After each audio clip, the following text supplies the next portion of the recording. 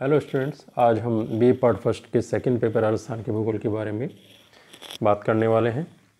राजस्थान का भूगोल पढ़ने से पहले कुछ चीज़ें हैं जिसे हम समझना चाहेंगे कि वो इसका वर्तमान स्वरूप है।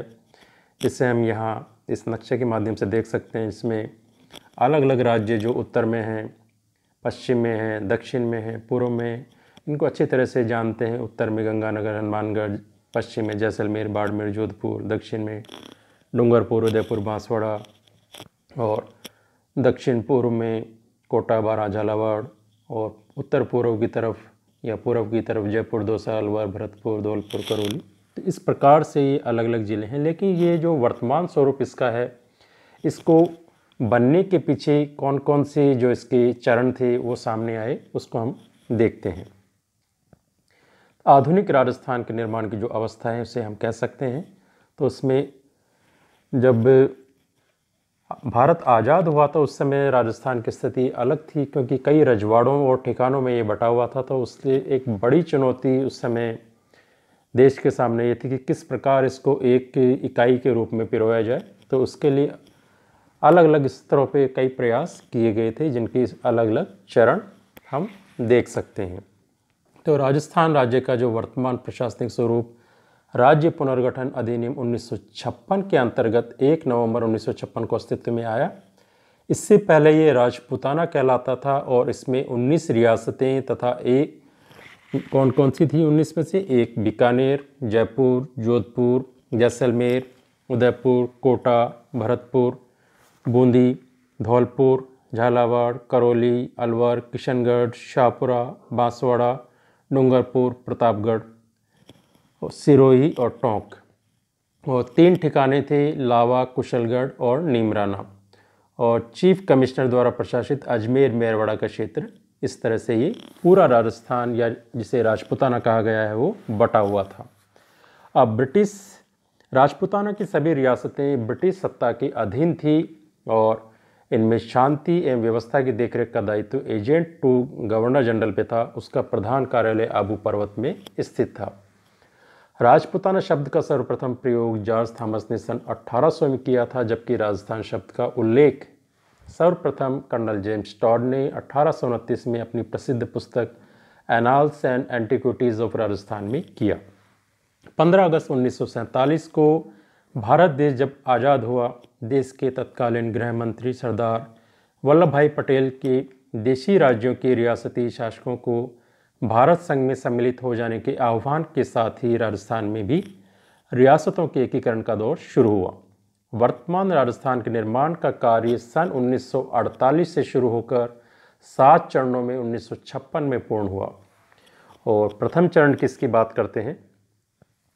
तो सर्वप्रथम 17 मार्च 1948 को मत्स्य संघ की स्थापना हुई।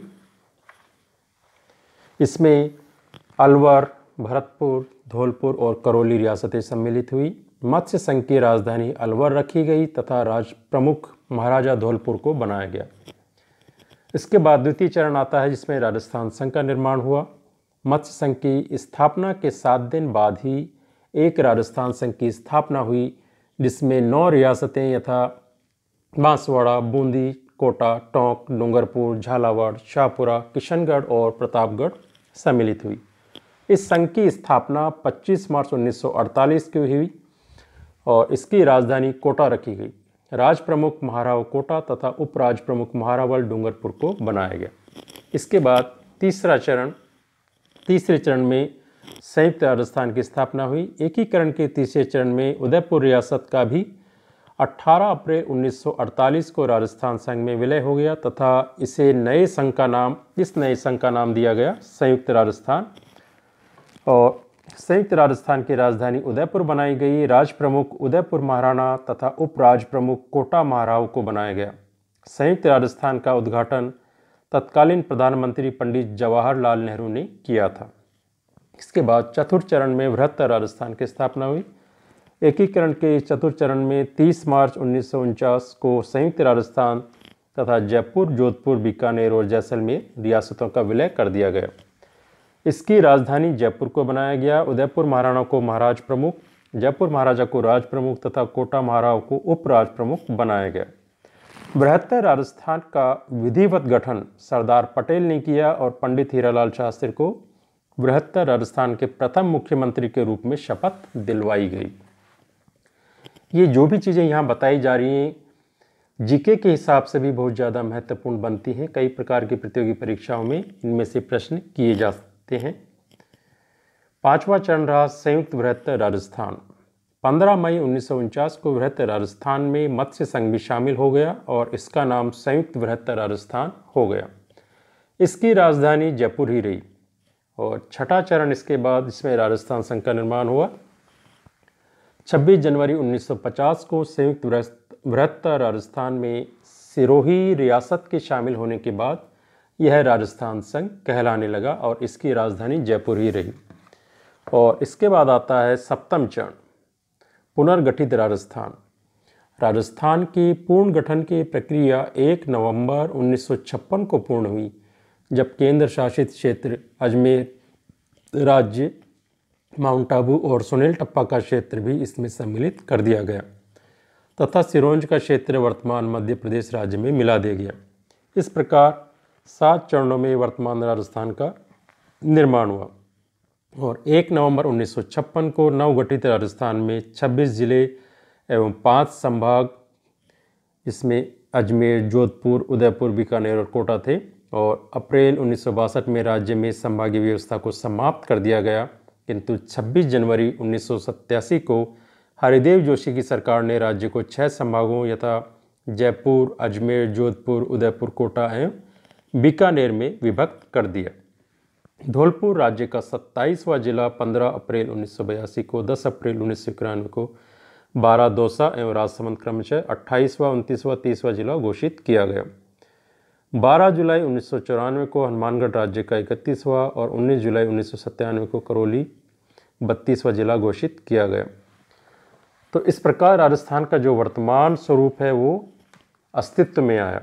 और इसके जो भौगोलिक परिदृश्य की बात करें तो राजस्थान राज्य के जितने भी राज्य हैं उनमें सबसे बड़ा है। इससे पहले मध्य प्रदेश था, जिसमें से छत्तीसगढ़ का निर्माण होने के पश्चात राजस्थान प्रथम स्थान पर आ गया और मध्य प्रदेश सेकंड पे आ गया।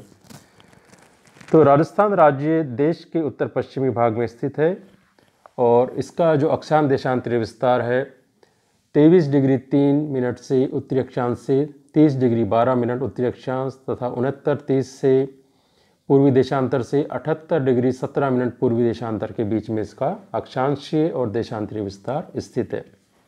तो राजस्थान में कर्क रेखा डूंगरपुर जिले के दक्षिण के पास से होती हुई बांसवाड़ा के मध्य से गुजरती है। और राजस्थान का जो मानचित्र है उसकी हम बात करें तो ये विषम कोण चतुर्भुज है और राजस्थान के पूर्व और पश्चिम में लगभग 36 मिनट का अंतर रहता है। जो समय है उसमें 36 मिनट का अंतर पाया जाता है। सर्वप्रथम सूर्योदय धौलपुर में होता है क्योंकि धौलपुर राजस्थान का सबसे पूर्वी जिला है। इसी प्रकार सबसे बाद में सूर्योदय जैसलमेर में होता है क्योंकि ये राजस्थान का सबसे पश्चिमी जिला है।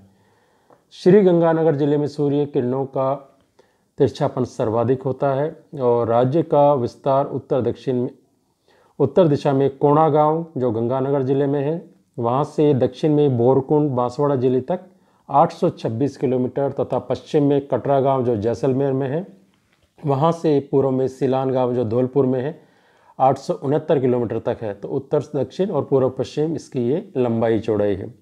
तो इस प्रकार जो वर्तमान स्वरूप है इसके हम आकार और इसके प्रकार को समझ सकते हैं। अब इसके जो भौगोलिक भाग हैं, भौतिक भाग हैं, इसको हम अगले टॉपिक में पढ़ेंगे। तब तक के लिए थैंक यू।